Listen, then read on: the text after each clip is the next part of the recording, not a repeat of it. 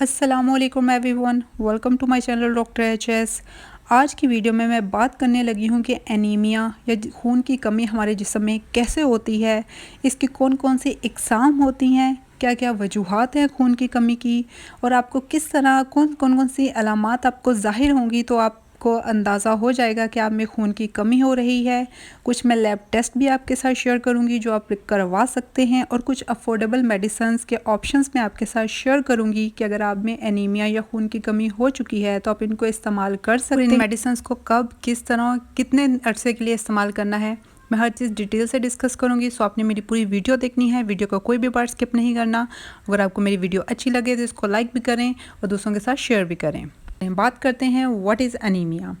Anaemia basically ये एक ऐसी कंडीशन है जिसमें हमारे जिस्म के अंदर खून की कमी हो जाती है या खून में हीमोग्लोबिन की कमी हो जाती है। ये एक ऐसी हालत है जिसमें खून में ऑक्सीजन ले जाने की सलाहियत जो है वो कम हो जाती है। खून जो है वो ऑक्सीजन लेके जाता है हमारे सारी बॉडी के टिश्यूज़ और ऑर्गन्स के पास। तो जब वो उसकी सलाहियत कमी हो जाती है तो जितने हमारी बॉडी ऑर्गन्स की या टिश्यूज़ की ज़रूरत होती है उनको उतनी वो सप्लाई नहीं मिलती। तो डेफिनेटली जब उनको जितनी ऑक्सीजन की ज़रूरत होती है वो नहीं मिलती तो उनका जो काम है, उनका जो नॉर्मल फंक्शन है वो डिस्टर्ब हो जाता है, जिसकी वजह से आपको बहुत सारी अलामात भी ज़ाहिर होना शुरू हो जाती हैं। चलें अब बात करते हैं टाइप्स ऑफ एनीमिया की। सबसे पहले आयरन डेफिशिएंसी एनीमिया, यानी हमारे जिस्म में आयरन की कमी की वजह से हो जाता है। उसके अलावा विटामिन B12 और फोलेट की डेफिशिएंसी की वजह से भी हो जाता है। और इसकी क्या क्या वजूहात हो सकती हैं। कोई क्रोनिक डिजीज़ आप लोगों को चल रही है, जैसे कुछ लोगों को जिगर का या गुर्दों का मसला होता है, उससे भी आपके जो जिस्म में खून की कमी हो सकती है। उसके अलावा प्रेगनेंसी में जो है वो आयरन की, फोलेट की, इनकी डेफिशिएंसी हो जाती है, तो उसकी वजह से भी आपके जिस्म में खून की कमी हो जाती है। उसके अलावा अगर कोई आपको इंजरी हो गई है, ब्लड लॉस हुआ है किसी भी वजह से, या हैवी मेंस्ट्रुएशन है फीमेल्स में, उसकी वजह से भी जो है हमारे जिस्म में खून की कमी हो सकती है। कुछ फैमिली हिस्ट्रीज़ होती हैं या कुछ कंजेनिटल डिसऑर्डर्स होती हैं, वो एक टोटली अलग टॉपिक है, उस पर हम बात नहीं करेंगे। अब बात कर लेते हैं खून की कमी की वजह से कौन कौन सी अलामात ज़ाहिर होना शुरू हो जाती हैं। सबसे पहले कमज़ोरी बहुत ज़्यादा महसूस होती है। उसके अलावा हर टाइम जिस्म जो है वो थका थका सा रहता है। जो हमारी रंगत होती है वो बिल्कुल पीली हो जाती है। आँखों के इर्द गिर्द हल्के बनना शुरू हो जाते हैं। उसके अलावा हमारे जो बाल है वो बहुत ज़्यादा गिरना शुरू हो जाते हैं, और जो बालों का टेक्स्चर जो होता है ना वो भी बहुत ज़्यादा ड्राई और फ्रीजी सा हो जाता है। उसके अलावा हल्का हल्का सा सर दर्द रहता है मोस्टली पेशेंट्स को। उसके अलावा ऐसी चीज़ें खाने को दिल करेगा जो बेसिकली खाने वाली नहीं होती। स्पेशली ये बच्चों में अलामत बहुत ज़्यादा देखी गई हैं। सबसे जैसे कि कुछ बच्चे मट्टी खाते हैं, कोई कागज़ खा रहे हैं, या कोई सेमट, इस तरह की चीज़ें जो हैं वो खाने को दिल करता है। उसके अलावा आपको जो चेस्ट पेन हो सकती है, कोई थोड़ा सा भी एक्सर्शन वाला काम करते हैं, मतलब कि जैसे कोई सीढ़ियाँ ही क्यों ना चढ़ें, तो आपको जो नॉर्मली जो है वो सांस नहीं फूलता या दिल की रफ्तार तेज़ नहीं होती, लेकिन खून की कमी की वजह से आपकी हार्ट बीट बहुत ज़्यादा तेज़ हो जाती है, सांस फूलने लग जाता है, चेस्ट पेन स्टार्ट हो जाती है। ये कुछ साइंस एंड सिम्टम्स हैं जिनसे ये आइडिया लगाया जा सकता है कि आपके जिस्म में खून की कमी हो रही है। अब बात कर लेते हैं लैब टेस्ट की। अगर आपको ये सिम्टम्स ज़ाहिर हो रहे हैं तो कौन कौन से लैब टेस्ट करवा सकते हैं। सबसे पहले आ जाता है जी कंप्लीट ब्लड काउंट, जिसे हम CBC भी कहते हैं। आप ये करवाएं, इसमें आपको आपकी हीमोग्लोबिन का लेवल पता लग जाएगा, हेमाटोक्रिट कितने amount of red blood cells हैं वो भी आपको इससे पता लग जाएगा। उसके अलावा अपने सीरम फेराटिन और सीरम आयरन लेवल करवाएं। ये 3 टेस्ट हैं, ये आप करवा सकते हैं और करवाने भी चाहिए ताकि हम लोगों को आइडिया हो सके कि हमें किस चीज़ की डेफिशिएंसी है और हम उसके हिसाब से अपनी जो है वो ट्रीटमेंट करवा सकें। चलें अब हम बात करते हैं कि हम एनीमिया को किस तरह ट्रीट कर सकते हैं या कौन सी मेडिसिन्स या डाइट को इस्तेमाल करके इसको बेहतर कर सकते हैं। सबसे पहले तो भाई अपनी डाइट को अच्छा करें। फ्रेश फ्रूट, वेजिटेबल्स और ड्राई फ्रूट्स, रेड मीट, ये सारी चीज़ें अपनी डाइट में शामिल करें। जो चीज़ डाइट से रिवर्स होती है ना वो लॉन्ग लास्टिंग होती है। आप जितने भी सप्लीमेंट्स ले लें, जितने भी टैबलेट्स ले लें, वो टेम्परेरी आपको उस चीज़ से रिलीफ देती है। अगर आप अपनी डाइट अच्छी नहीं करेंगे तो कुछ अरसे के बाद दोबारा आप में उस चीज़ की डेफिशिएंसी होना स्टार्ट हो जाएगी। तो सबसे पहले आपने अपनी डाइट अच्छी करनी है। उसके बाद अगर हम अब मेडिसिन्स पे आ जाते हैं तो जो मैं आप लोगों के साथ शेयर करूँगी अफोर्डेबल ऑप्शंस में सबसे पहले आ जाती है भाई आइब्रेट फॉलिक। आप में से बहुत से लोगों ने जो इसको इस्तेमाल किया भी होगा, लेकिन मैं आपको डिटेल से बताती हूँ कि कौन से लोग इसको इस्तेमाल कर सकते हैं और कौन से नहीं।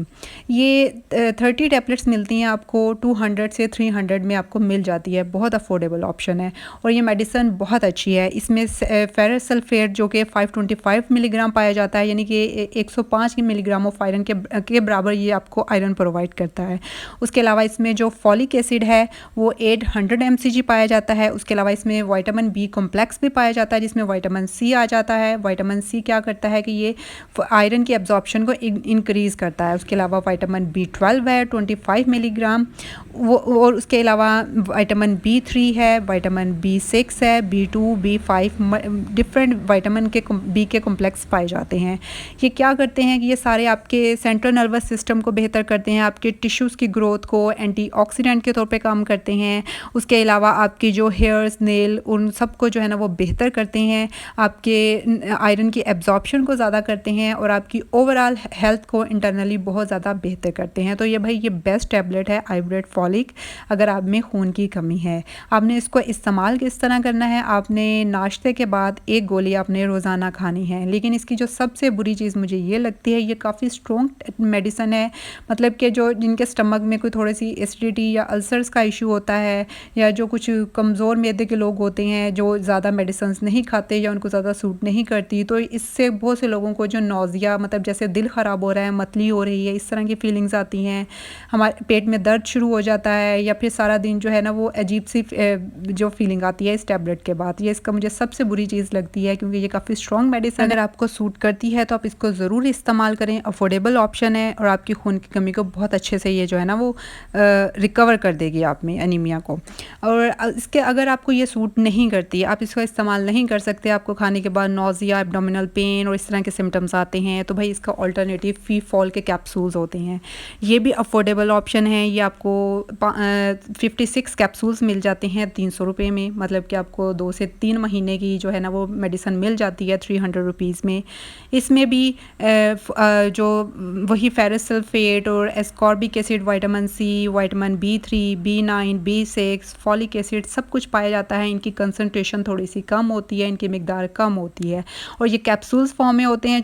जो मेडिसिन कैप्सूल्स फॉर्म में होती है वो स्लोली रिलीज़ होती है, तो इस वजह जब आप इसको इस्तेमाल करेंगे तो इससे आपको एसिडिटी और एब्डोमिनल पेन, नौजिया, वॉमिटिंग इस तरह का कोई इशू नहीं होगा। एक तो इनकी मिकदार कम पाई जाती है, दूसरा ये है कि आपके कैप्सूल्स फॉर्म में है तो बहुत आहिस्ता से आपके जो बॉडी के अंदर मेटाबोलाइज होती है। तो जिन लोगों को आइब्रेट फॉलिक जो है वो सूट नहीं करती, वो ये वाले कैप्सूल्स को इस्तेमाल कर सकते हैं।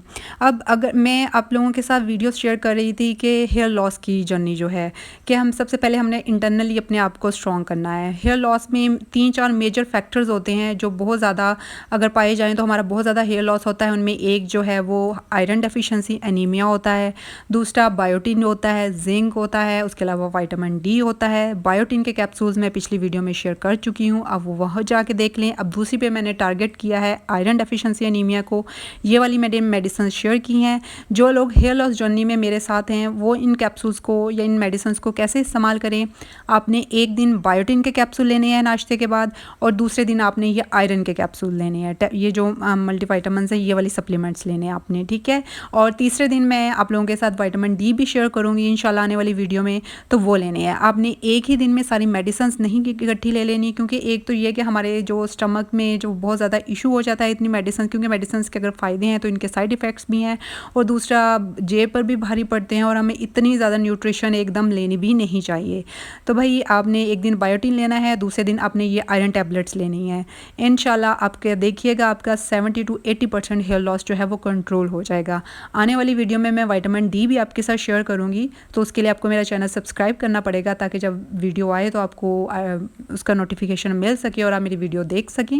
और हाँ, एक इम्पॉर्टेंट बात कि बहुत से लोग नाश्ते में जो है वो चाय, कॉफ़ी इस तरह की जो चीज़ें हैं वो भी इस्तेमाल करते हैं, तो कोशिश किया करें कि आप जितने भी मल्टीविटामिन्स लेते हैं ये चाय कॉफ़ी से 2 घंटे पहले लिया करें या बाद में लिया करें, क्योंकि ये चाय और कॉफ़ी वगैरह इनकी आयरन की एब्जॉर्प्शन और इनकी एब्जॉर्प्शन पे ज़रा इफेक्ट करती है, मेडिसिन की एफिकेसी को कम कर देती है।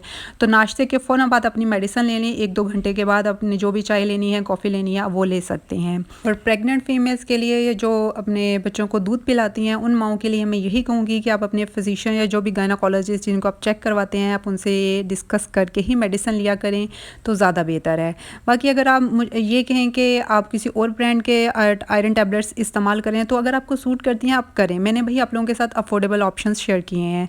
अब अगर आप मुझसे बहुत से ब्रांड्स की जो है वो आयरन टैबलेट्स और मल्टीविटामिन सप्लीमेंट्स मिलते हैं, तो मैं यहाँ पे कोई पब्लिसिटी या कोई स्पॉन्सर वीडियो नहीं कर रही, मैं सिर्फ वो चीज़ शेयर कर रही हूँ जो आप इजीली परचेज़ भी कर सकें और इस हर बंदा इस्तेमाल कर सके जो भी मेरा व्यूअर्स वीडियो देख रहा है। क्योंकि आजकल की महंगाई के दौर में मेडिसिन लेना भी कोई आसान काम नहीं है, तो अफोर्डेबल ऑप्शंस ही मैं शेयर करूँगी। कोई मैं ब्रांड कॉन्शियस या इस तरह की कोई चीज़ें जो है ना वो मैं कोई भी आप लोगों के साथ शेयर नहीं करती। तो उम्मीद करती हूँ कि आपको मेरी बातें अच्छी लगी होंगी, मेरी वीडियो अच्छी लगी होगी। अगर अच्छी लगी है तो एक लाइक तो बनता है और शेयर भी किया करें अपने फ्रेंड्स एंड फैमिलीज़ के साथ, और मेरे चैनल को सब्सक्राइब ज़रूर करें। बाकी अगर कोई भी क्वेश्चन आपके माइंड में है तो आप मुझसे पूछ सकते हैं कमेंट सेक्शन में। अपना ख्याल रखिएगा, खुश रहें, खुश रखें, टेक केयर, अल्लाह हाफ़िज़।